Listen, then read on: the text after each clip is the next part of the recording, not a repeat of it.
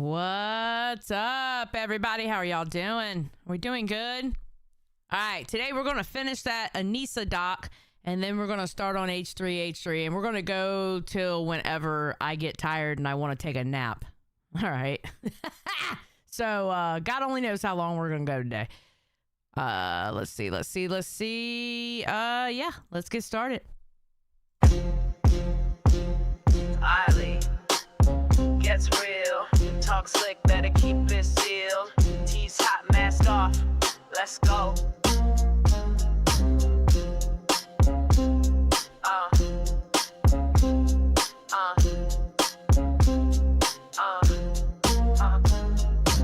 Step in the chat, it's the final bell. Sally in black, got receipts from hell. Drama queen, nah, I'm the drama dealer. Truth so raw, make a snake turn healer. Mic in my hand with a hit list long. You faked your life, well I wrote your song. No chill, no filter, mask ripping deeper. Lights out, baby, it's the law code reaper. Fill that tea, call it out. Fake get caught when the reaper's out. Say my name, say it loud. Sally don't play, she calls the cloud. One by one they fall asleep, but secrets don't die, I dig too deep. Cameras on, it's getting real. Law code reaper, sign the deal. Who's next up? I smell that fear. You built a lie, I built a career. DMs leak like a faucet broke. Your truth is a joke and I ain't provoked. Clickbait queens, you all look shook. I don't need edits, I wrote the book. Fake apologies, you can keep that mess. I wear black cause I buried the BS. You wanted the smoke, now you got the fire. Don't start no drama unless you're ready for the choir. Fill that tea, call it out. Fake get caught when the reaper's out. Say my name, say it loud. Sally don't play, she calls the cloud. So one by one they fall asleep, but secrets don't die, I dig too deep. Cameras on, it's getting real. Law code reaper, sign the deal. Reap what you post. Sally knows. You talk, I show. Law code reaper, end of the show. Bum bum. Dum dum. Bum bum bum bum bum. What is up, everybody? How are y'all doing today? Okay, so I went to that restaurant that closes at 2:30. That was probably the best breakfast I have ever had at a restaurant. That shit was so good. I don't know if there is a locale live today or not. Keem said he won't stream it today, but that don't mean there's not going to be a locale live, so I have no clue. I'm going to be honest with you.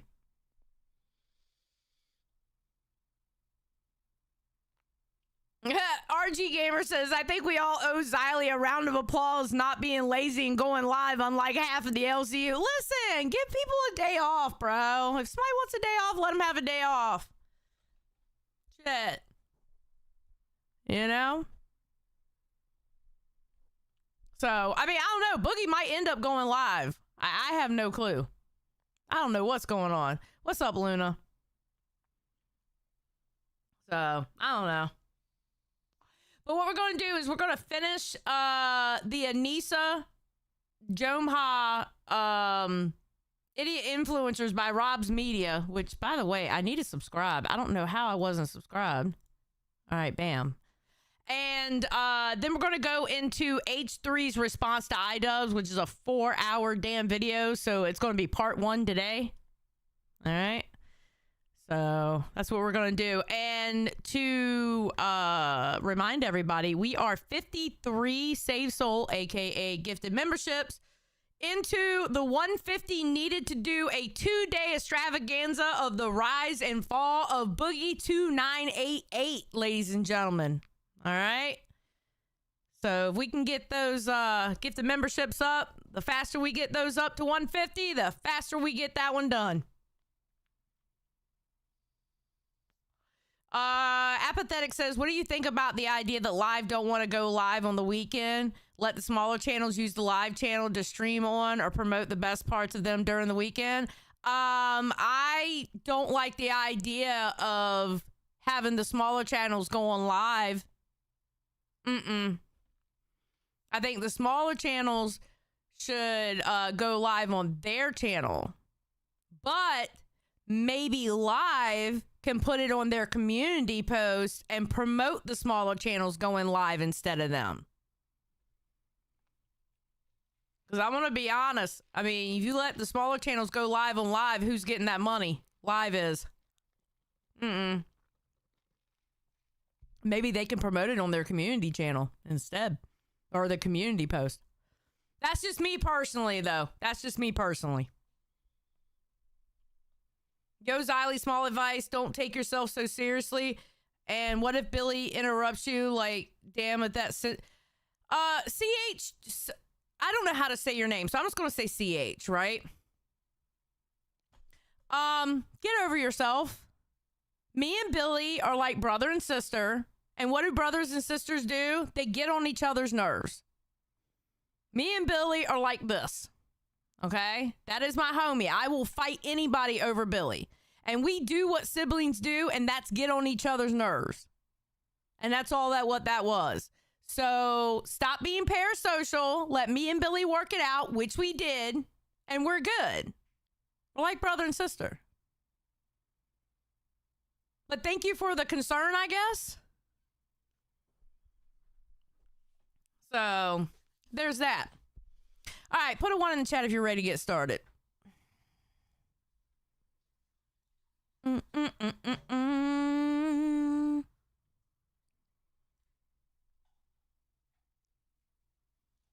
There we go. No, I don't think they can. Apathetic. All right. So we're going to go into pleasing the Poggers community. And I find this absolutely fucking hilarious. Because the Poggers community is Hassan, Denims, all those people. That's the Poggers community. That's all those people. It's funny that a year ago he was saying this, and then we ended up with the content cop that Idubbbz put out.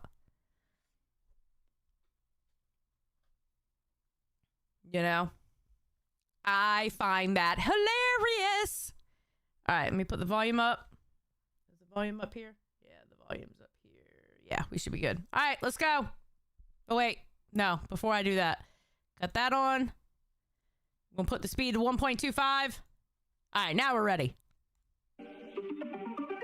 If you're not aware, the Poggers community is one big loose collective of Twitch streamers, made up of a bunch of smaller groups. You have the girl gamers like Pokimane, Valkyrae, and Cutie Cinderella, the members of OTK like Asmongold, Mizkif, and Tectone, and then you have the more political streamers like Hassan Piker and his goons like Fro, AKA the Cool Kids Club of Twitch. That is literally the Cool Kids Club of Twitch.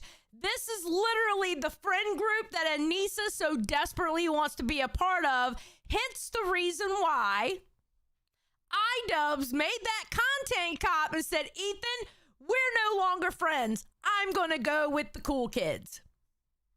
That's why. Sean the Black, Casey Tron, and Denims. Anisa herself definitely associates with this group of people, regularly interacting with them online. In fact, in February of last year, Casey Tron invited her to become part of a new livestream podcast called The Take. They streamed the pilot episode on the 27th, with it being an excruciating 2.5 hours. And yes, I've listened to the whole thing. Imagine attaching yourself to Casey Tron, of all people. Holy shit. Imagine attaching yourself to Casey Tron, of all people. This bitch who gets so goddamn high on her fucking live stream, she can't remember what the fuck she's doing. I mean, listen, you want to get high. That's fine. I don't give a shit about that. But to get so high that you don't remember what you do, and you're literally there, like, literally, this is Casey Tron reacting to a video because she's all high and shit. Wow. Because she's so fucking zoned out, she can't have a fucking personality, bro. Imagine being attached to that.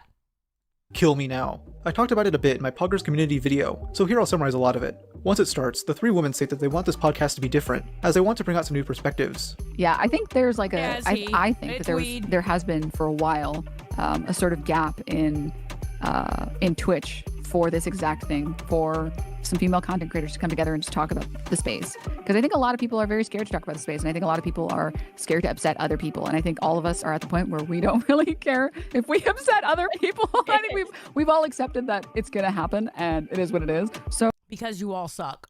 You all suck. You don't know how to do React content. Denims, I don't even want to hear about you because you will literally run you know how you have the starting screen soon, like we'll play music or whatever? This bitch will literally run a starting stream soon screen of an hour and a half of somebody else's fucking content. Swear to God, I saw it for myself. I literally witnessed it myself. She will run it anywhere between 45 minutes to an hour and a half, and it's somebody else's fucking content before she even comes on the screen, before she even says a word to her audience. Bitch. Bitch. You suck. You're a Hassan waiting room. That's all you are. That's all you're good for. All you're good for is collect people and push them over to Hassan. That's it.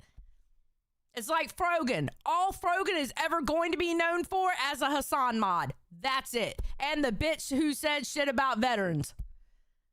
That's it. Period. Oh, we're going to say our truth or whatever. I find this hilarious because these people then spent the next 150 minutes regurgitating Hassan talking points. I mean, Denims herself is basically just the female version of him. She even refers to herself as the biggest female political streamer on Twitch. If you haven't seen my video on her, she's basically a political extremist who thinks Osama bin Laden was justified in orchestrating the September 11th attacks, made a quote-unquote joke death threat, tried downplaying the Balenciaga scandal, plays other people's content, defended Keffels 2 months ago, and calls people Nazis. You know how she oh my God, hold on, wait a minute, because I'm about to have a fucking fit with this one. Playing the Balenciaga scandal, plays other people's content, defended Keffels. This stupid bitch! Okay, I understand Mudahar's on the outs right now, but at this point he wasn't in the outs, and you know what? I still stand by his video on Keffels to this day. This bitch, so Keffels is on the left, right? This bitch literally said to her fucking audience she wasn't going to watch the video because she doesn't watch videos that are against people on the left. She'll only react to videos who are against people on the right. So she's not going to watch it. But this thumbnail was very transphobic.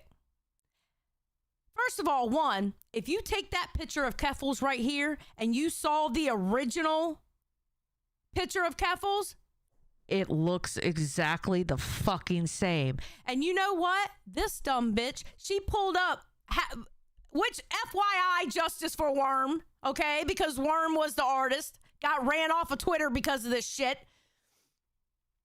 Or the internet, actually.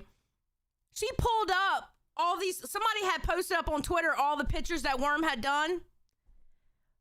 Worm was actually nice to Keffels in this picture. Because guess what? There was a picture of Anisa on there. She didn't even fucking recognize Anisa. That's how bad Worm did Anisa in his drawing.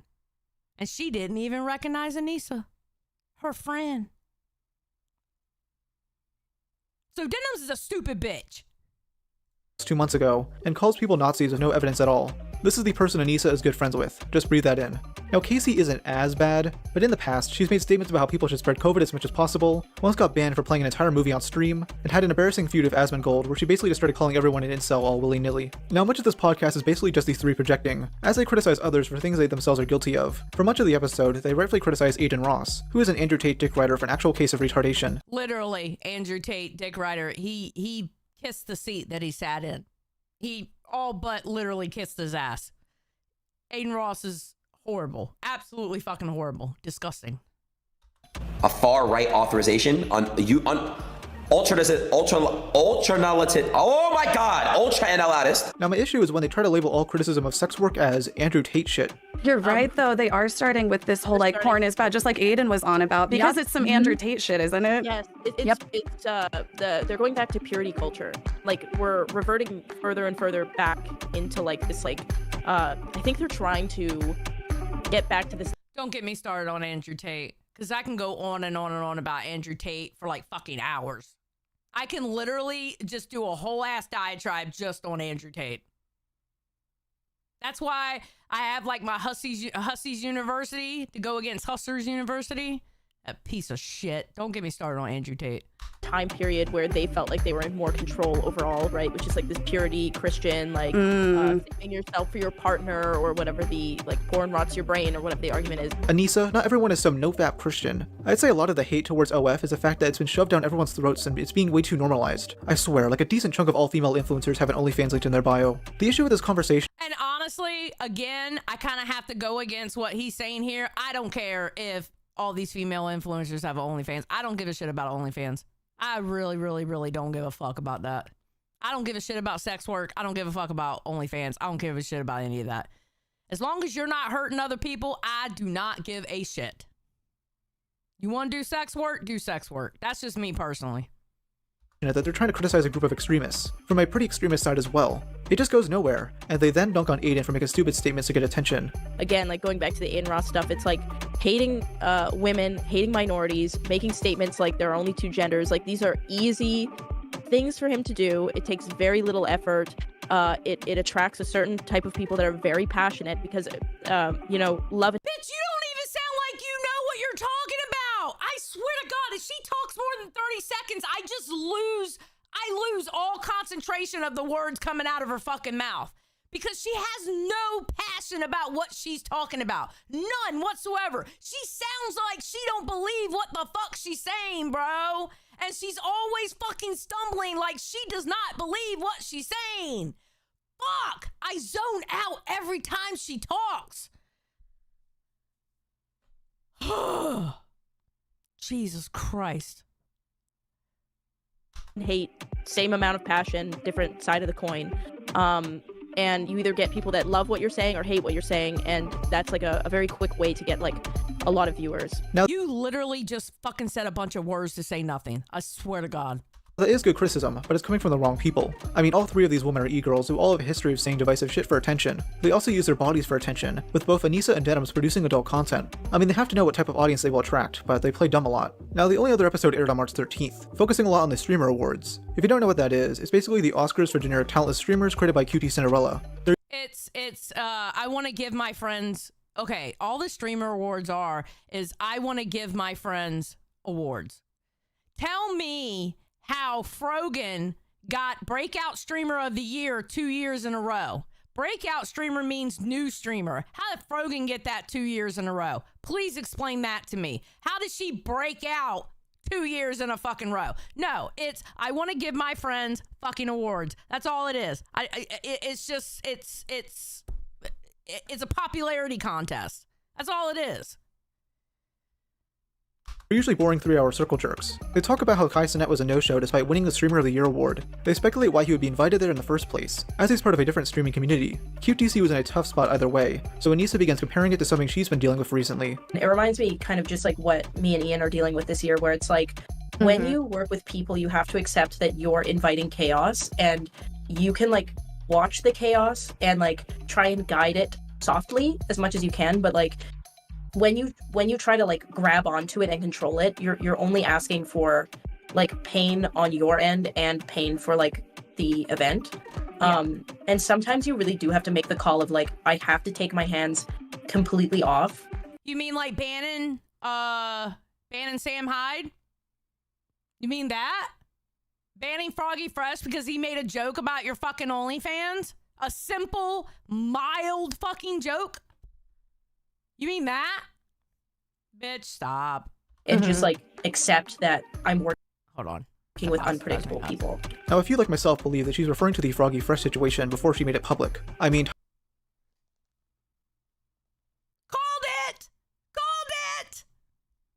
Tyler first retweeted Sam on March 12th, the day before this broadcasted. This theory is further supported about 30 minutes later, while they were discussing the Just a Mink situation. Having a boundary walked over is a very painful experience.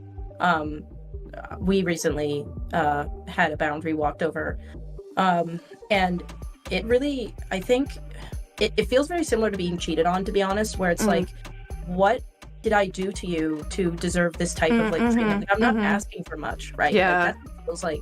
First of all, I find it hilarious that Anisa, a known cheater, is describing it like that. Plus, all Tyler did was... What? Did she really just fucking compare Froggy Fresh working with Sam Hyde to fucking cheat? Bitch, he ain't sleeping with you. How in the fuck are you comparing that? All he did was go and get fucking training. What? You right, Debussy. You right, Debussy. Hoes be mad. Hoes do be mad. That's true. Hoes do be mad. What? First of all, I find it hilarious that Anisa, a known cheater, is describing it like that. Plus, all Tyler did was retweet shit. And if you look at the text between Ian and Tyler, Ian didn't properly set boundaries and instead tried manipulating Tyler into doing what he wanted. Anisa herself has said that she doesn't like unpredictable people, which to me signifies why she doesn't like Sam and Tyler. I have to take my hands completely off and just like accept that I'm working with unpredictable people. You work on the fucking internet. Do you not understand how many unstable and unpredictable people are on the fucking internet? Ma'am, what? You literally are trying to be best friends with the guy who said America deserved 9/11. Like, and you're literally like on a podcast with bitches who all they do is they act like fucking parrots, caw-caw, caw-caw, and just repeat the shit that Hassan says. What? I've been around people like Sam before I was on the internet, and they are very, to me, unpredictable people, and I don't like unpredictable people. He's not a super cooperative guy. He's very unpredictable. So involving him in our event just isn't a good idea. I think It's just most a people massive would. business risk. This way of thinking honestly extends to the Poggers community in general. You're a fucking idiot, because if anything, that's another thing that I never understood about Idubbbz and Anisa. As much as they know social media, they never push their events. Half the time, the only reason why I knew Creator Clash was happening because of a group chat. That's it. Swear to God. It wasn't because they were promoting it. They weren't promoting it. Their promotion for their events fucking sucked. A large group of creators who never take risks and play it safe when it comes to their reputation. Creators that rely more on a fake, goody two-shoes persona instead of actually making good content. It's pretty obvious to me why Anisa, and Ian in turn, would want to associate with these people more. It's honestly genius. Anisa made her way into a conglomerate friend group filled with people just as crooked as she is. Now ever since that episode, the three have seemingly never recorded another one. During one of Ian's streams, Anisa did mention a third episode being recorded in July, but that never happened. Very typical of Twitch streamers. Another connection Anisa has in this community is Frogan, who she spoke very highly of in the take. She's basically just another Hassan stooge. Fuck that bitch.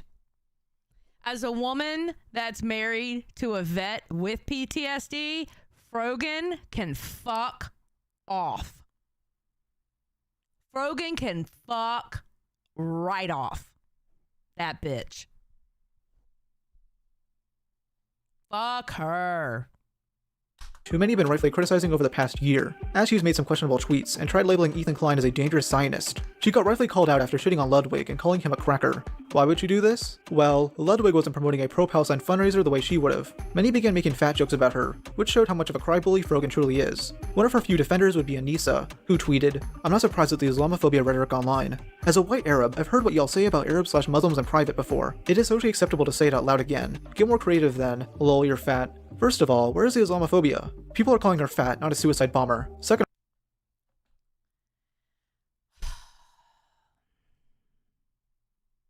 I hate that virtue signaling bullshit. We had to deal with that shit with oh god, I just fucking talked about her with Keffels. We had to deal with that shit with Keffels, right? And I was on my channel with Keffels going, I dare you to call me fucking transphobic. I dare you to call me fucking transphobic. Just because I'm giving her criticism, it doesn't mean I'm transphobic. And that's how it was with Keffels. You couldn't say shit to Keffels without being called transphobic. Nah, fuck that shit. Go ahead and go on my Twitter and see if you find anything transphobic, because you're not going to find it. But the difference is my hands are rated E for everyone. I don't give a fuck. If you're doing wrong, you're doing wrong. I do not give a shit. So they were calling her fat. Just because they were calling her fat, it doesn't mean they were being Islamophobic. Excuse me, Islamophobic. They weren't being that. Just because they called her fat. No, she's a stupid bitch. Rogan is a stupid bitch. And half the shit that comes out of her fucking mouth, she's either puppeting fucking Hassan, because she doesn't have a brain cell of her own, or she's fucking ignorant. Either way. I don't give a fuck if she's Muslim or not. She's a piece of shit. Of all, Anisa is the last person to criticize fat jokes. I mean, here's her making a fat joke about the quartering recently. I want to clarify, being like overweight and athletic are not hand in hand, but I promise you the quartering cannot walk a block. Oh, but it's okay. You do a fat joke, though. Oh, wait a minute. Jeremy, aka the quartering, is on the right. So we can sling fat jokes on that side. You know, I was talking to my husband today. We were on the way to the breakfast plate. And I had been saying this last couple of years. Like, here's the thing.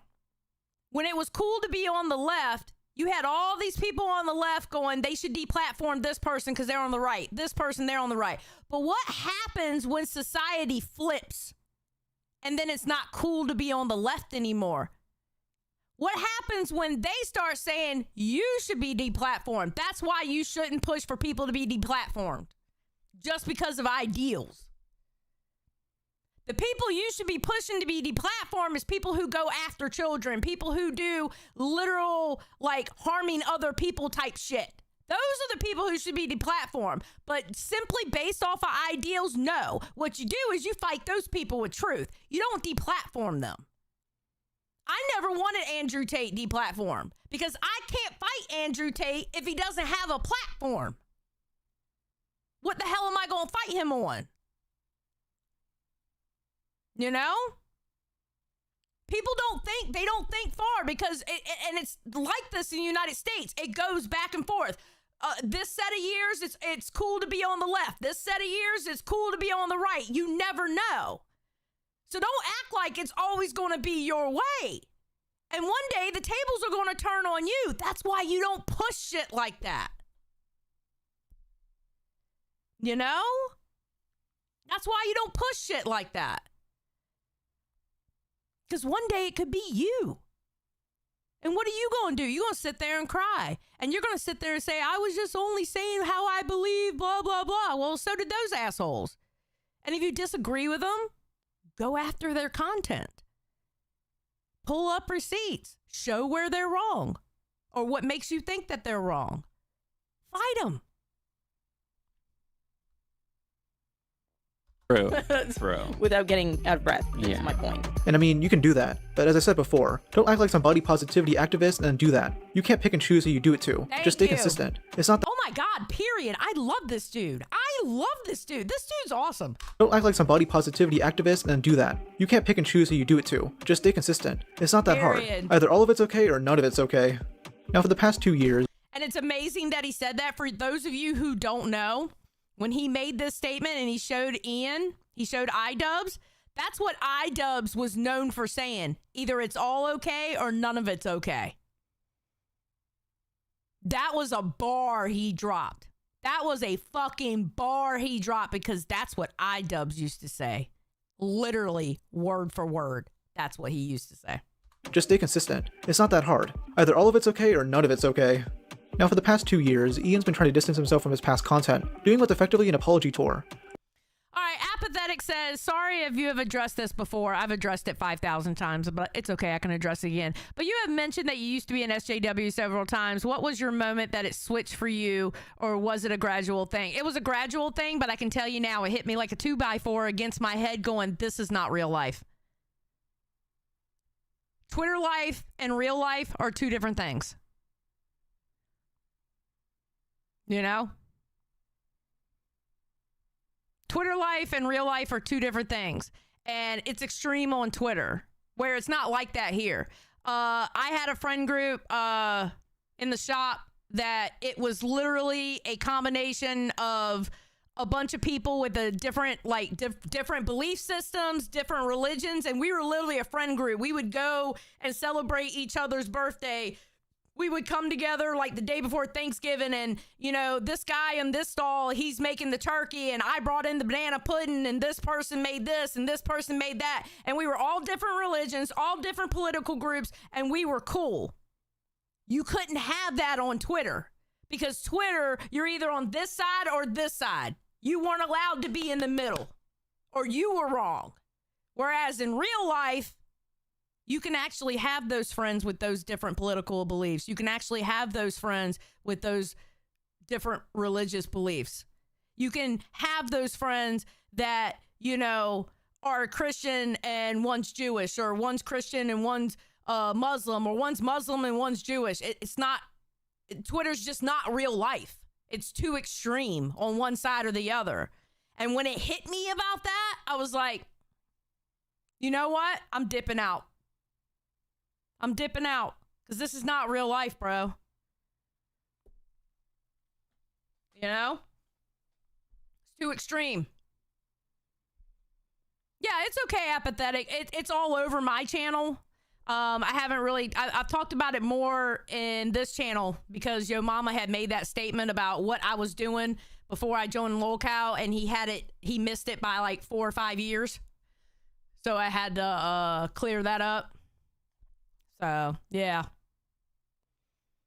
It's all good. Now, for the past 2 years, Ian's been trying to distance himself from his past content, doing what's effectively an apology tour.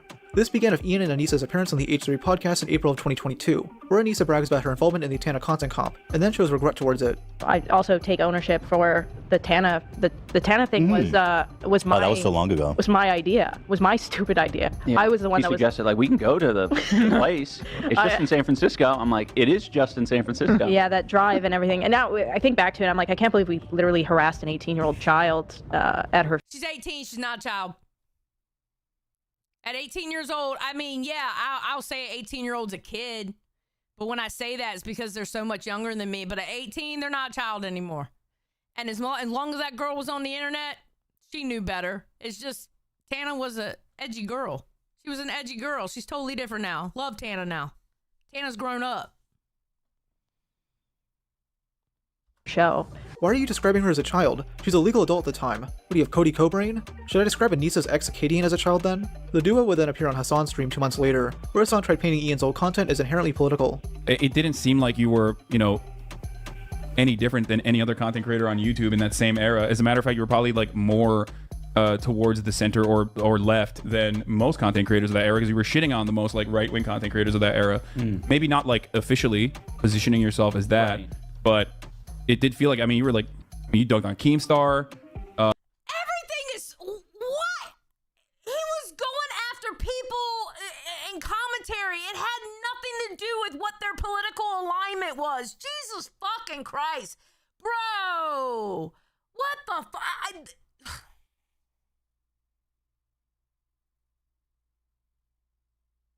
They drive me nuts. They drive me nuts. So, Hassan, what would you say that Idubbbz was back then? Would you say that he was on the right because he had no word saying N-word, F-word? He had no problem saying N-word, F-word. Remember, either all of it's okay or none of it's okay. Go ahead, Hassan, because you don't know what the fuck you're talking about yet again. You were shitting on the most like right-wing content creators of that era. Maybe not like officially positioning yourself as that, right, but it did feel like, I mean, you were like, you dunked on Keemstar, Rice Gum. Like, obviously these are apolitical people, but they're still like very heavily slanted to the right. Leafy, another person like that. Like these, and some of them have come out about their position, come out with their political positions. But like, I would say that they were still like very much like the attitude that they resembled was very much like right wing. I hate political streamers. I fucking hate political streamers. Because they always have to skew something to somebody either being left or right. It pisses me off so much. Not everything is skewed where somebody is left or right. God damn. Not everything's fucking political. You got shitty people on both sides. You got people who need to be called out on both fucking sides. And it doesn't fucking matter if they're left or right. Fuck. I hate it. Keem does it too. I can't stand it.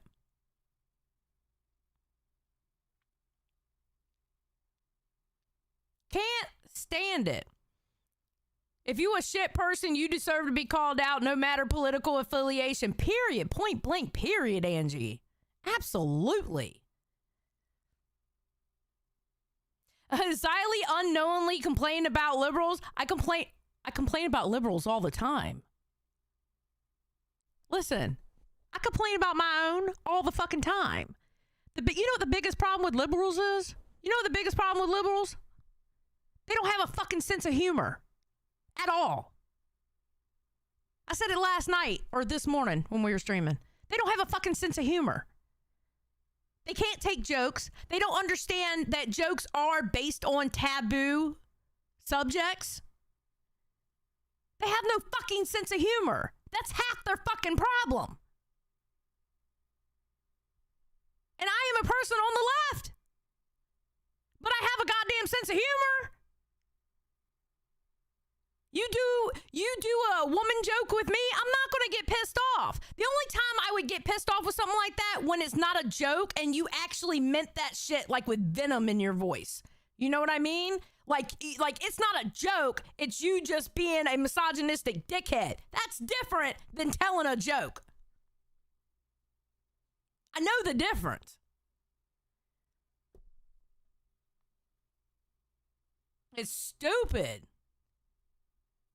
You know what I mean? What is Blood yapping about? Now, I do partially agree with his assertion that Ian was more center or left wing, as many edgy YouTubers around 2016 would fit into that category. Yep. There was Ethan, Chris Raygun, Shoe on Head, and loads more anti-SJW creators who are self-proclaimed leftists. But the rest of what Hassan said was stupid. Trying to claim that those creators Ian was going after were conservatives is kind of dumb.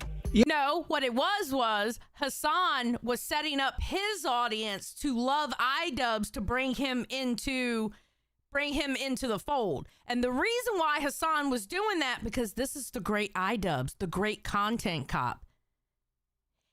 Idubbbz, at this point, it's like the grandfather, one of the grandfathers of the commentary community. The one community Hassan cannot stand above all communities on YouTube.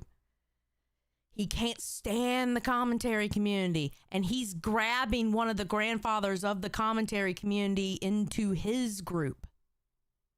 Like he's a trophy. That's all this is. Idubbbz is literally a notch on his fucking belt. That's all he is, and Idubbbz is too fucking stupid to see it. Literally. Literally. Ian also never made political or social statements besides the occasional joke. Oh, no, it's not a victimhood photo book. It's a feminist photo book. What's the difference? Hassan is trying to relabel Ian's old content so that others in the streaming community will be more willing to forgive him. Ian would go on to copy Ethan's approach. Called it. God damn, I like this dude. Which he refers to as the Reckoning. Ethan explains it to Pokimane in this clip. Yeah, there was some growing pains, I guess you could call it, as you sort of shed the vestiges of that part of your fan base. But we got through it. Came out the other side stronger. We call them fallen fans. They're easy to spot. I miss you. Anyway, that's it. Sorry for that long clip. Damn, Ethan's lost a lot of weight. I'm sorry. Side note here. Side note. Ethan has lost a lot of weight. Look how swollen his face looks there. And you can really see it right here. Oh my God. He's lost a lot of weight. Fuck. Anyways, Ethan didn't realize how disastrous this would be. He started garnering a more extreme left fan base when shedding the extreme right-wing fans. Now, whenever he says anything edgy on air... Okay, so Ethan's extreme left-wing fans, they started coming over when he had Trisha Paytas. All right? And then it got worse when he brought Hassan over for leftovers.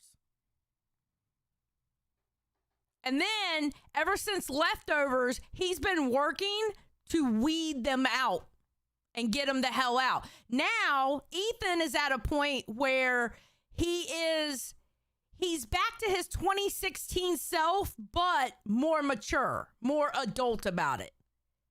You know, he's not doing N-word F-slur, but he has that, I don't give a fuck if you like what I'm saying or not. I'm still going to fucking say it. It's up to you whether you want to watch it or not. Just like he was back then. He's a more mature version of his 2016 self. You know? He gets backlash. Him and his crew secretly hate these fans, as seen in another April 2022 episode. Honestly, just so over these fucking people. Shut the fuck up! Shut up! I mean, I was just trying to make the call fun. Yes, and it's a fun. fucking entertaining show. Shut the fuck up. Someone says, I don't know what's up. So disappointing. Someone said, grow up. Jesus fucking Christ. Dan. I don't know what's up with Ethan today, but something's off. Bad vibes this episode. Shut the fuck up. Unsubscribe. Go away. Jesus Christ. Oh, that must have been when he had that call. When he was talking about, I think that's when he was talking about James Charles being a power bottom or something like that. And he had that caller call in, and he kept asking the caller, was he a power bottom or something like that? It was a gay man that called in, and the guy was trying to tell Ethan how disappointed he was. I think that's the episode that this happened in. Yeah, KT Lady, am I right? Isn't that episode? I think it is. Because I remember hearing what's his name go the fuck off and telling people, shut the fuck up. You don't like it, unsubscribe. Jesus Christ.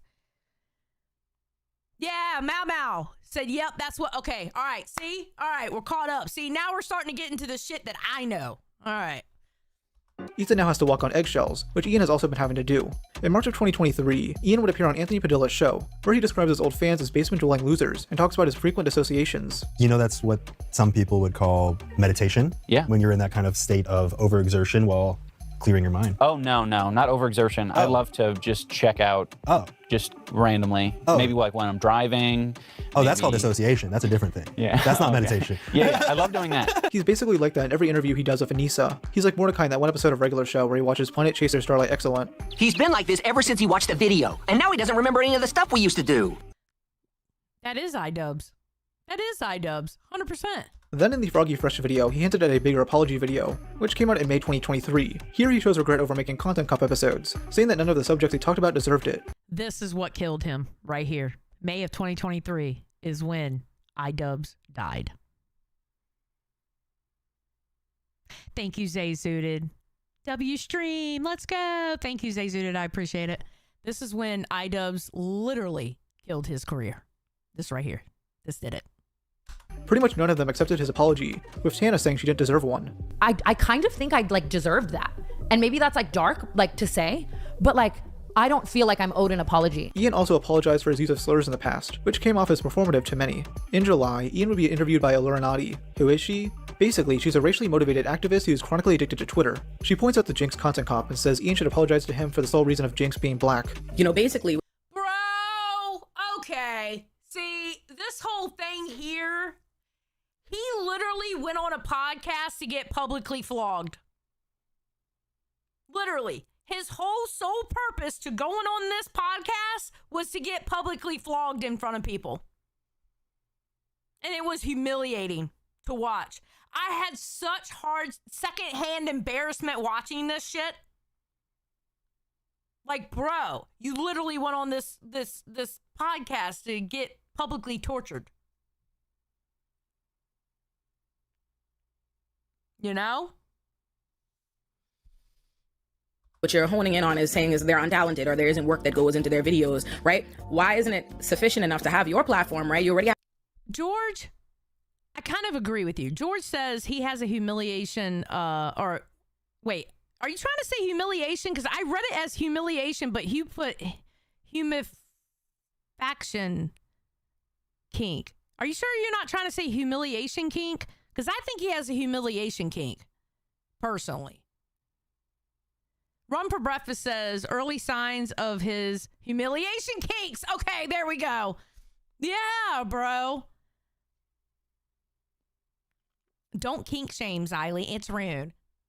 Okay, hold on. I'm going to do it like this for you, Snarky, okay? Don't kink shame, Xylee. It's rude. There we go.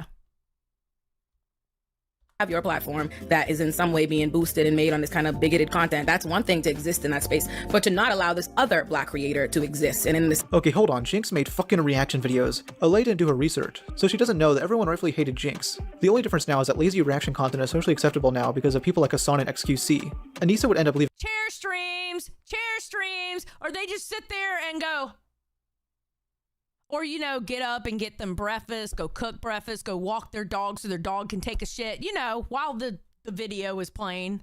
You know, that's what they do. SQC was known for it. Hassan, known for it. Denims does the same thing. So does Frogan. So does Casey Tron. That's how those three got hemmed up by H3 because they fucking suck. A comment on this video, where she really seemed to enjoy it, though later on, she showed frustration to Francesca Ramsey, who also appeared in the video. Francesca claimed Ian made a video bullying her, though he never made one. With this apology tour, Ian and Anisa hope to regain respect from the wider internet, though most only care to defend them until the drama died down. Both barely get views anymore, with Anisa's typical stream having around 100 viewers, and Ian's 7 million subscriber channel only gaining 200,000 views on average. Because he killed it. He killed it with that fucking... Listen, I can understand making your statement going, listen, I know I used to say the N-word F slur, and I feel like I've outgrown that, you know, and I'm going on a different direction, and I hope y'all stay with me. That's a fuckload better than putting down your audience and calling them fucking idiots for watching your shit.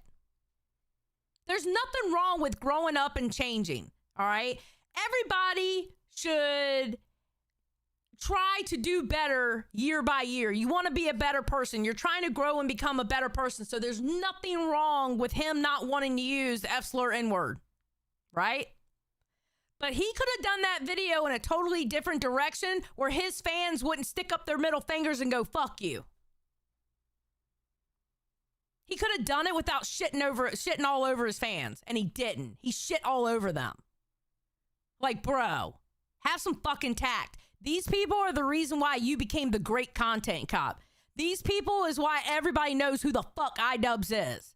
And you shit all over them. Come on, bro. You're the one who put that fucking content out. God damn. One Buff Weeb, thank you for being a Band World member for 1 month. Wama Wiley for the win. Thank you, One Buff Weeb. I appreciate it. What the two have really been focusing on is Creator Clash, an event I've been mentioning throughout this video. The first Creator Clash did incredibly well, raising over $1 million for charity and bringing together various influencers. Things fell apart for the second event, as Ian and Anisa lost $250,000. Because they got big-headed, that's why. They got big-headed. They went from literally putting on an event for charity. I think the first one had pure intentions. I think the second one was like a glamour fest. It was like, yeah, our first one was so good, so we're going to invite everybody and their family and get a hotel and have all these grand parties and shit like that. Like they were like bigwigs. They didn't concentrate on the fucking charity they wanted to give money to. They lost the fucking plot. That's what happened with Creator Clash 2. They lost the fucking plot. Creator Clash 3 got fucked up because Ian did a stupid ass content cop on Ethan. Let's be for real. You already weren't promoting Creator Clash 3 and then you came out with this content cop that was so much shit. The only thing that was content cop about that content cop was the opening scene with the memorable music and you dressed up as the cop. The rest of it was absolute fucking bullshit. I remember watching it with Shy in the VC, and me and Shy are like, what the fuck is this? What the fuck is what is wrong with Idubbbz, bro? Me and Shy couldn't fucking believe it. We couldn't fucking believe it. I was like, what the fuck is this?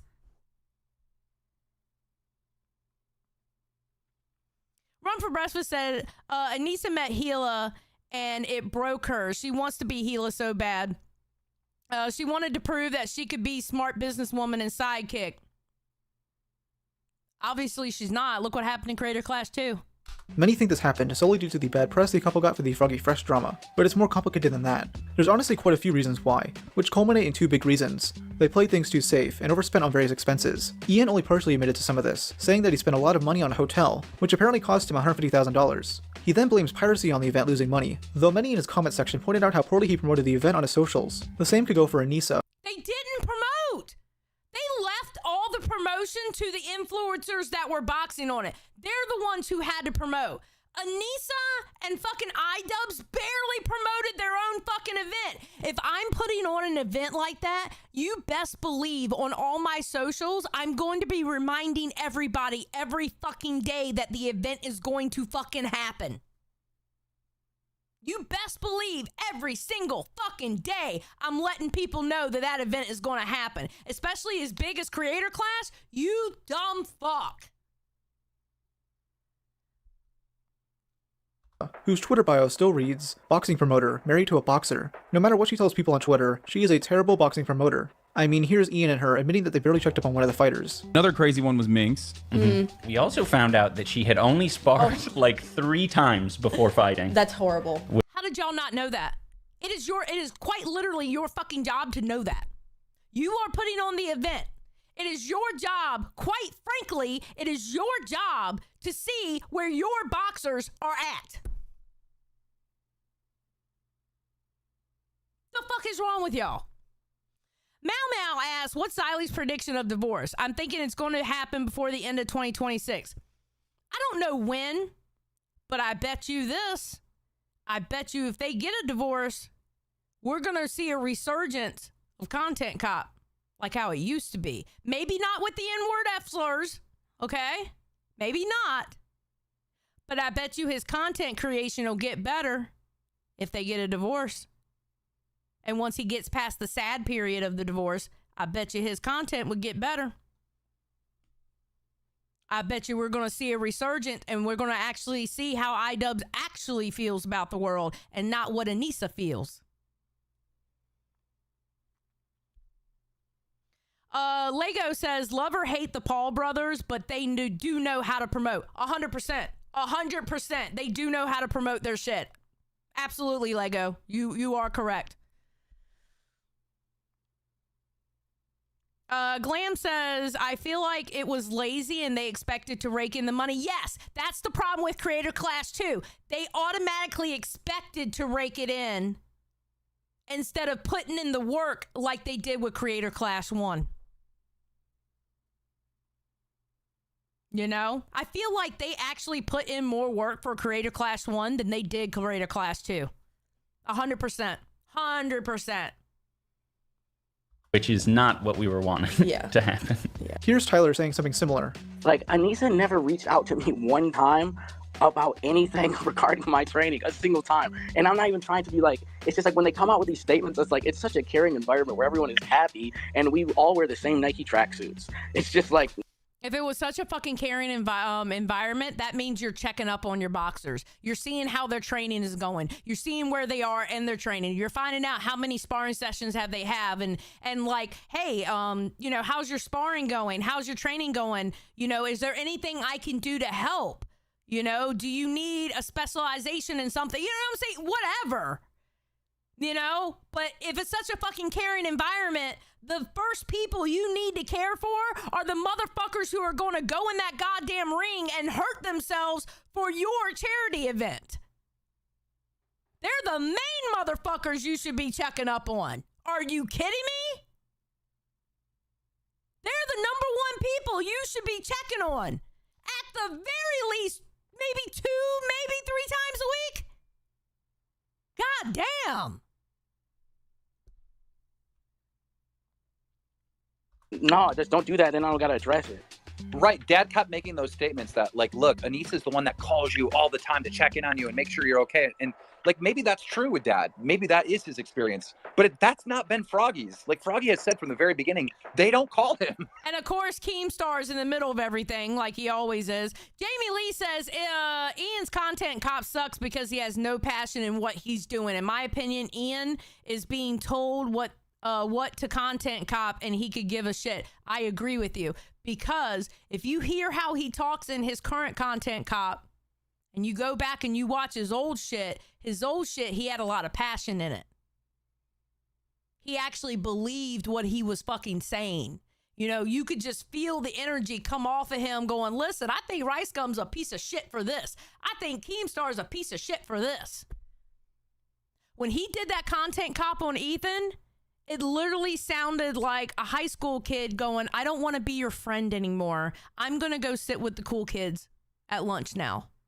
I don't want to be your friend anymore. That's literally what it fucking sounded like.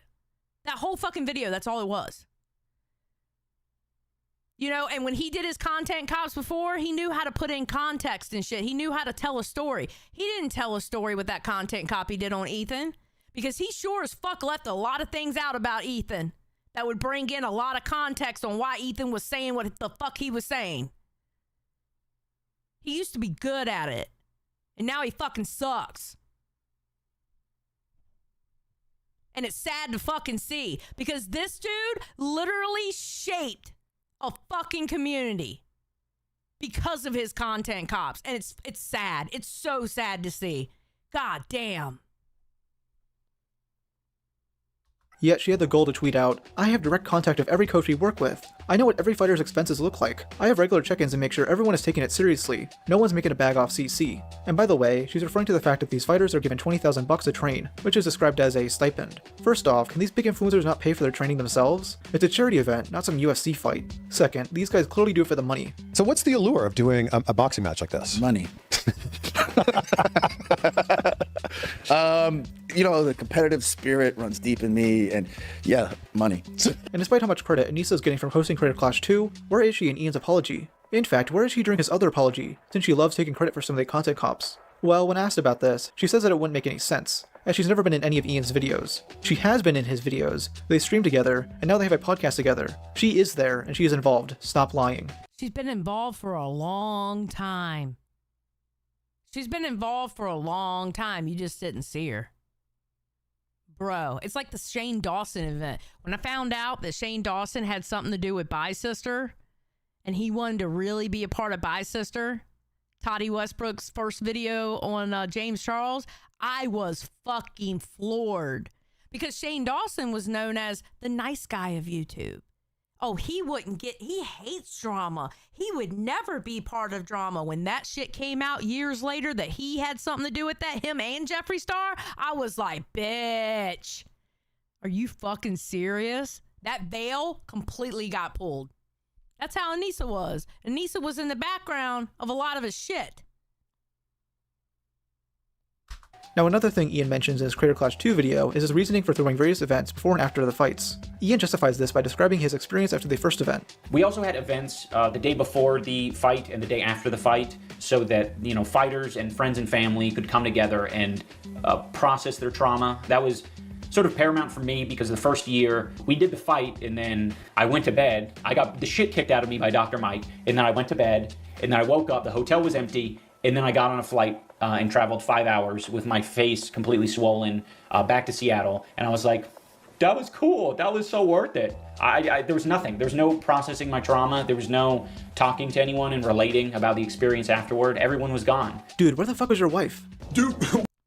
I mean, great question. Where the fuck was your wife? What the f? Why are you fucking here, man? You're so old. Where's your wife? Go home to your family, dude. For as supporting as she claims to be, why wasn't she there for you after you got the shit beaten out of you? Was she visiting Chris Ray Gun in New York again? These events were very— Oh my God, you shady bitch. You shady, shady bitch. No, you did not just say that. Ooh, he threw shade. parties the couples threw, 4 to be precise. These definitely cost loads of money, as the comedian they hired cost $20,000. Now we all have monkeypox. Get the fuck out of here. Let me earn my $20,000. This is what they wasted charity money on, by the way. A whole new world. I wish this was 2 minutes. What the fuck? With new horizons to pursue. Invited to these events, as well as the Red Carpet Gala, were various streamer friends of Anisa's like Denims, Hassan, Morgpie, Alay, Casey Tron, and Frogan. And that had nothing to do with the event, but damn if we didn't fly their ass out. Fuck that. Fuck that shit. Along with various other creators they knew. Wait, why the fuck did they let Starkilla's Soccer in? A few other streamers who associate with the Poggers community worked as hosts, mainly being Ez Fun and Amaranth. God, how many sex workers did you invite, Anisa? And some of these other people are just randos I've never heard of. The same can be said for most of these fighters, who are either irrelevant YouTubers or those with barely much of an audience to begin with. I mean, you have Alana Pierce, a former video games journalist who makes generic commentary videos, Dad, who gets like 10k views on his average video, Jaileray, who has less than 2,000 subscribers, and Dakota Alave, whose last 5 videos have a collective 5,000 views. I mention this because when you do an influencer boxing event, you have to get actual influencers, not random friends of yours. The first event did so well because they got people you actually knew. This time around, they got a bunch of YouTubers they probably found smoking crack behind VidCon. Ooh, No, oh my God. He is such a shady bitch. I love him. I love him. He is so fucking shady. I love this. Yeah, Jack's Films was at Creator Clash too, but he didn't promote the event or box there. That's amazing. People don't watch Creator Clash because these guys are particularly good at boxing. They watch them to see people they know getting the shit beaten out of them. That's what made the Boogie and Winks of Redemption fight so interesting. Nobody wants to see Jalaray fight Gus Johnson's ex-girlfriend. What I think the big issue is here is that Ian and Anisa became too overconfident after the first event, leading to the second one falling flat. They made things too safe, and never took any good risks that would lead to new interest. Another way to word it is to say that— Could you imagine how good Creator Clash 2 would have been if he would have let Sam Hyde fight? Do you know how much hype Creator Clash 2 and how much money they would have raked in if they just swallowed their fucking pride and let Sam Hyde fight? Holy shit, they would have raked it in if they would have done that. Swear to God. Was too predictable. Again, Anisa doesn't like unpredictability. She doesn't like things that go against her way of thinking. This also leads to her not wanting to be around people she can't immediately control or have some sort of influence over. This weeds out the potential amount of creators she would have on, and others don't want to box. Anisa herself doesn't want to box, making excuses time and time again. I mean, there definitely are people willing to fight her. Anisa, I'm sorry to hear this. You have to hear this from me, but I'm gonna fight you. No. I'm your biggest also an OnlyFans model that is curvy and I have tattoos, so let's get in the fucking ring. They poorly managed this event by losing it to I didn't like her in that house. I did not like her. She talked way too much shit for me, and her music sucks. $50,000 by spending money on stupid parties and to increase security. They are so willing to make sure Sam Hyde doesn't make it in. Yet Anisa invites various adult content creators. And yes, Sam is edgy, but you can't tell me inviting these women won't be just as problematic. They were so scared of Sam showing up that security was kicking out anyone simply wearing a mask, including these Garfield cosplayers. All because Sam jokingly alluded to showing up in drag. I'm gonna be there in drag. Yeah. And if security touches me, it's on. Yeah. And it's gonna be a big problem. They wouldn't put their hands on a woman like that. So I hope I hope they're ready for a huge fucking problem if they try to keep me What's up, Midna? out of that place. And I am going. Yeah. In a wig. I got multiple wigs to throw Idubbbz off the scent. I got my Rasta wig right here. I could be black. I could be a girl. You'll never know. Who's that big black girl trying to get in that's fighting with security right now? A few days before the event, he also jokingly alluded to catching a flight. Man, I want to keep working out for like 2 hours, but I gotta go. Fuck. He trolled y'all into fucking oblivion. Literally. He trolled y'all into oblivion. And then you didn't learn anything about Sam Hyde trolling you, and you let Kino Casino troll you into making that cope-ass fucking video that you made, which was basically a promotion for Kino Casino. You dumb fucks. You dumb fucks. You might as well had named that last video Idubbbz made. This is a promotion for Kino Casino. Go check them out here and just give the link. Literally what you should have done.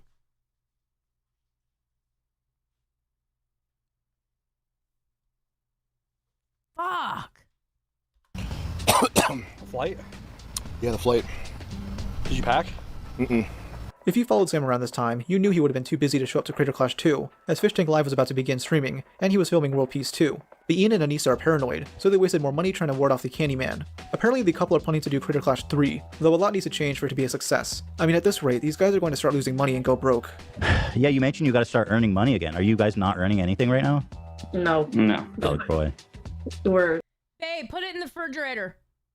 All right, thank you. Earning money again. Are you guys not earning anything right now? no. No. Oh boy.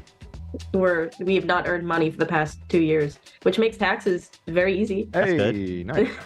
We love that. Easy taxes. I like looking at the bright side of things. For the past year, Ian and Anisa have been trying to lay low after how disastrous the first half of 2023 was for them. However, they kept getting into more drama. As they continued saying stupid shit, thinking only their fans would hear it. Ian would begin streaming more on Twitch, where Anisa would join him on video call. These streams are incredibly awkward. Oh my God, the shit that Anisa says when he is live. Divorce. She literally fucking humiliates him. I cannot believe the shit that comes out of her fucking mouth. and Anisa would occasionally embarrass him for no reason at all. The biggest example was during Ian's 24-hour charity livestream to get back the money he lost for charity. While Ian was going to the bathroom, Anisa started talking about how Ian has IBS. Yeah, Ian, I think he has irritable bowel syndrome, to be honest. Anisa brings up Ian's old friend Rajor, saying they should invite him on. Well, I want to ask Rajor a question first. Okay. Rajor... Wait, we should get Rajor in here. Okay. Yeah, I mean, if you can. Well, if you can. I just want to ask him if you've always been shitting your pants.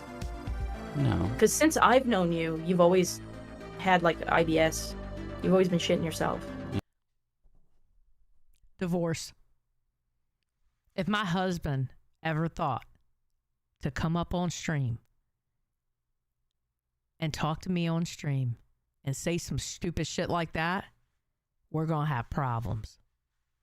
Y'all are going to put out an APB for Mr. Xiley. I'm letting y'all know right now. I'm letting y'all know right now.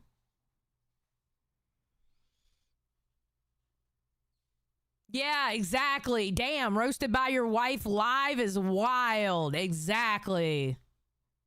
Yeah, well, you know, I'm not gonna he's spend. got a cafe. No, he's caffeine. I could care less if Ian has IBS, but why would you tell your entire viewing audience that he shits himself a lot? Ian was already dead inside, streaming for 19 hours at this point, but holy shit. That's not even the most embarrassing part of the stream, though. Is he asleep? No, he's reading Twitter right now. Yeah, sorry. I just saw Keffel's tweet, like, shitting on Nicholas Diorio. I fucking... Shout out, Nick! Shout out! love that community. God damn. That's so fucking cool. Yeah. Keffel's appreciated the shout out. She messaged me. Where's Keffels at now? Where's she at now? Just saying. Just throwing it out there. Who's doing what now? I'm just saying. Throwing it out there. Nice. I don't think I've ever seen a statement age like milk like that before. I'm glad Ian is in support of a scammer who promoted homemade drugs to minors that had lolly on the packaging. Period. No, we're gonna go back. We're gonna bring that back a little bit. Keffel's appreciated the shout out. She messaged me. Nice. I don't think I've ever seen a statement age like milk like that before. I'm glad Ian is in support of a scammer who promoted homemade drugs to minors that had lolly on the packaging. In another stream. Period. She was a piece of shit. And scammed the fuck out of her audience. Fuck her. The two have a conversation about how EMP is sitting down. IP sitting. And Anisa can back me up on that one. I'm sorry, what did you say? IP What? sitting? Oh, sometimes, yeah, most of the time. I was getting real suspicious because, like, the bathroom is right by the bed, and he would be like, oh, I have to pee, and then there'd be no sound, and I was like, how the hell are you peeing with no sound? But Why do we need to know he pees sitting down? What? Why does people need to know that? She's like literally emasculating him in front of everybody.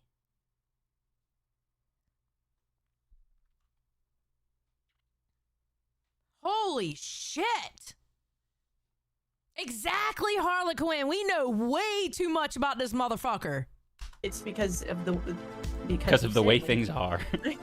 It's hard. I was like, what the hell? I thought maybe you just had a real weak stream or something. Oh man, that'd be sad. Oh yeah, that's sad. Not the fact you're talking about this in the first place. This goes back to what I said earlier in the video, that Anisa has no problem leaking private or embarrassing information about her partner. Ian comes across as melancholy all the time, even in his videos. It looks like he had the soul sucked out of him and he's just clinging on. Here's another stream where Ian gets raided by Betty, a freeloader from Sam Hyde's show Fish Tank. She's not too well known since she was only on the show for like a few days, but I won't be surprised if Ian knew who she was.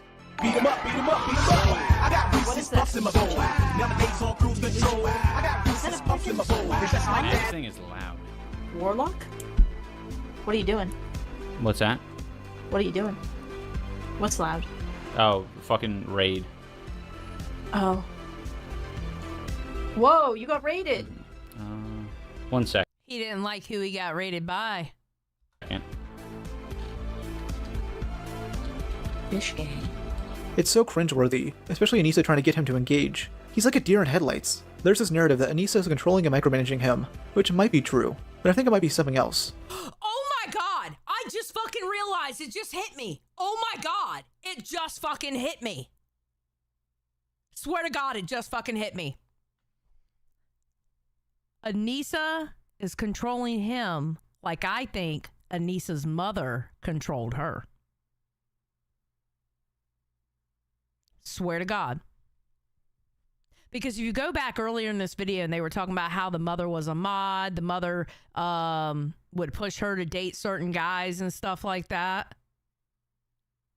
I think Anisa controls Idubbbz the way I believe. Now, this is a personal belief.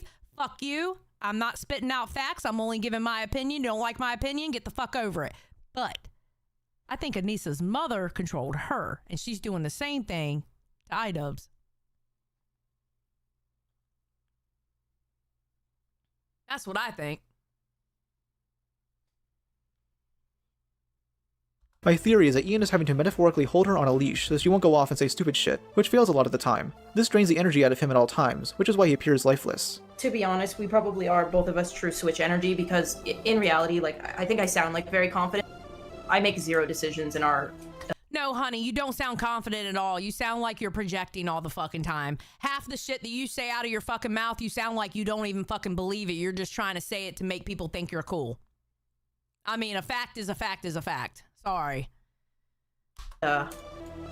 Existence. I can't. I can't make a choice. If my life depended on it, he needs to do everything, and I don't really have any, like... It sounds crazy. I'm not embarrassed by it at all, to be honest. I'm actually very at peace with it, but I have zero goals and aspirations in life other than whatever he wants to do. This is very true. Yeah, I just want to help him do whatever he wants to do, and that's what makes me happy. So... No, what you're doing... See, if they get a divorce, it's going to be this. When his clout completely dries out, that's when she'll leave him. And it's going to be her leaving him. I bet you it's going to be her leaving him. And his clout is almost completely dried up. He's not the great Idubbbz anymore. He's not. And he's trying to make it work with like Hassan and that group. He's not the great Idubbbz anymore. And when his clout is completely dried up, that's when she'll leave him. You know? But I sound very... It's because...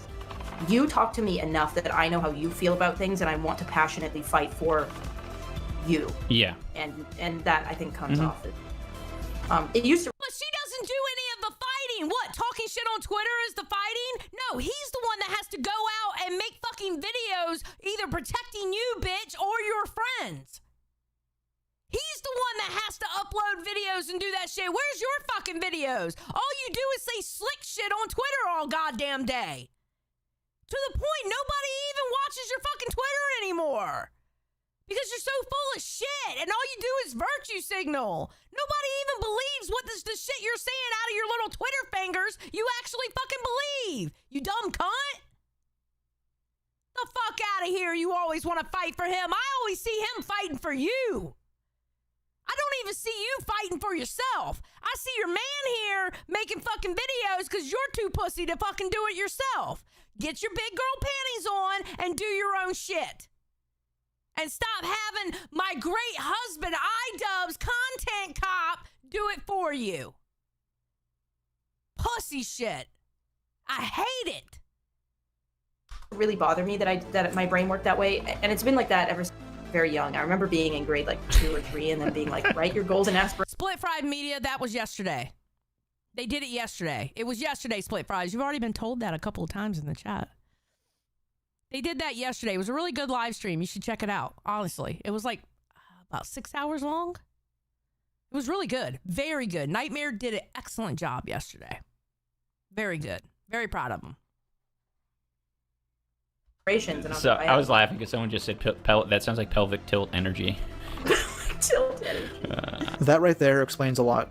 Now, a lot of the recent attention towards the couple has been through their new podcast, strangely titled She Ruined My Career. It's supposed to be a dig at the haters, but it comes across as so tryhard.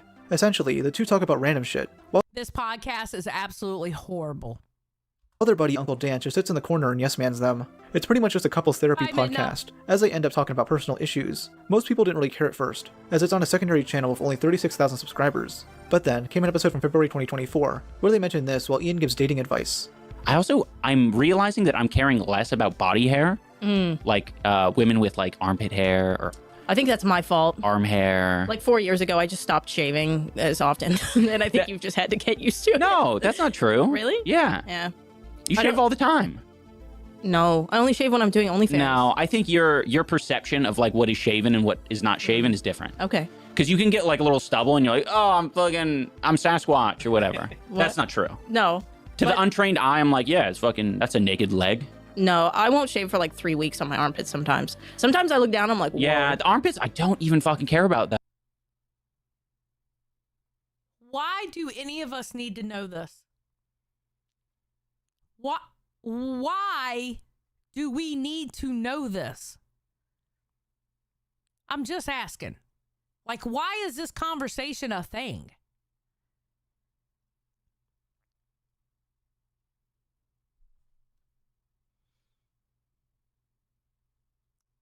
He said he was going to have an interview with a pedo catcher. Sorry, I fell asleep and came back and I thought, I don't know, Split Fries, to be honest. I don't even know if he's queued up for a live stream today. Is he queued up for a live stream today? Let me look.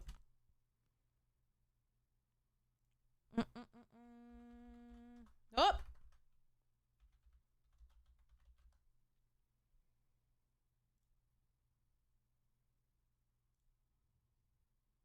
He's not queued up for a live stream today. Well, at least not yet, anyway.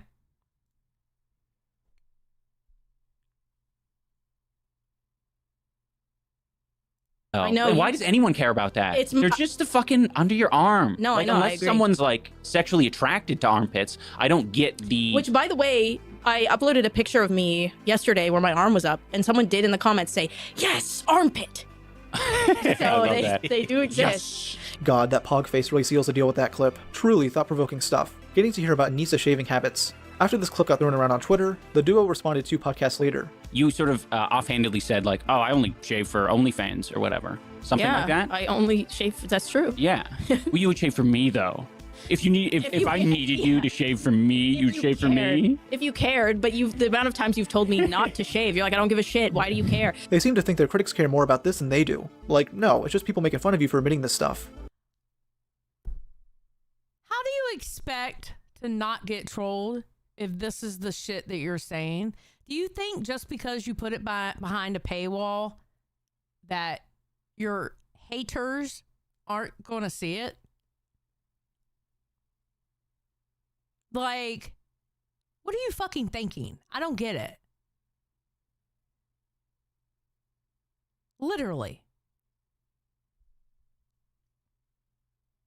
Only a few weeks later, they bring on a psychologist named Dr. Kirk Honda, with a segment dedicated to talking about the hate they've been getting online. So the thing is, and what makes me kind of sad about all of this is like, I wanted to get him to share more. Like, as our relationship went on, I share a lot. He's wanted me to Bitch, you overshare. You share too much, and then you wonder why you get fucking trolled. You dumb bitch. You dumb bitch. I do not fucking understand. How long have you been on the fucking internet and you haven't learned yet? Stop fucking oversharing. What? Goddamn! You think that she just started on the fucking internet with the shit that she fucking shares? I swear to God. But she's been in it like 10 years at this fucking point. What the fuck? It makes no goddamn sense. Shit. Goddamn. share less. I've wanted him to share more. We've started to meet in the middle. But as he shared more, he gets punished online for it. Do you read all the comments though? Yes! That's the way it works! That's the way it works!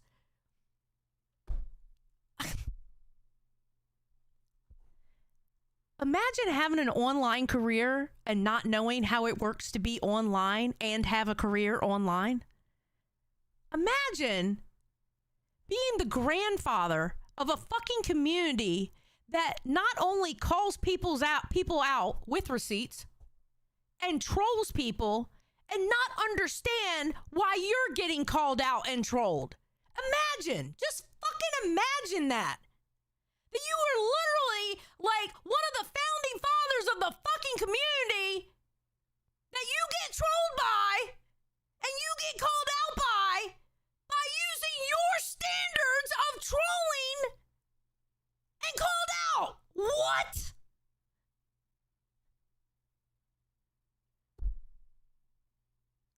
It makes no fucking sense. He got hit in the head way too hard.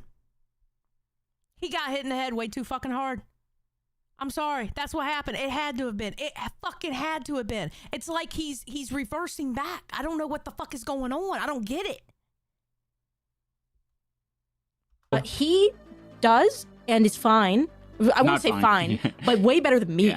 I'm the problem. I think I mean, I would describe it kind of, she's described it a little bit like body dysmorphia, where it's like if you're looking at yourself in the mirror for a little too long, you can get a little bit really down on yourself. You know, you read one negative comment, you're like, all right, let's find another one. Yeah. And you keep going. Yeah, but you know what you do? Then you stop reading comments. You stop reading the comments. You stop. Or you learn to, you'll read them, and then you start seeing negative. Skip. Oh, hey, that's a nice comment. I'll give that one a heart. Skip. Oh, another nice one. Heart. What the fuck? This is so fucking sad, bro. This is sad. This is fucking sad. Yeah. It's weird. It definitely hurts, and I can get caught in that. Bro, just ignore the hate and move on. Also, the hate is pretty warranted in most areas, as you guys have fucked up a charity event and have spent the last year virtue signaling about how much you've changed for the better, while actively getting worse. Think about it. They're at the point where they invited a psychologist onto their public podcast to discuss the mean comments they get from strangers. Truly pathetic.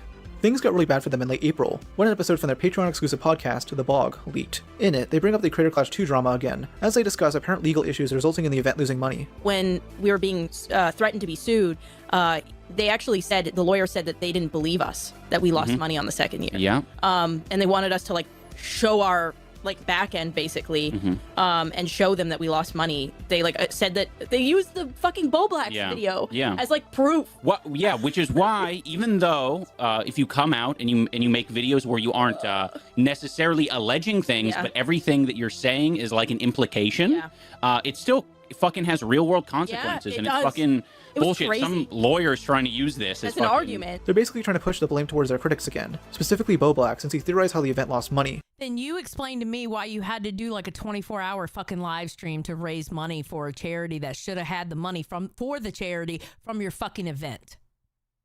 Explain that then. Explain why you did a 24 fucking hour live stream so you could get some kind of semblance of money for the fucking charity, because Creator Clash 2 ended with no money for the fucking charity.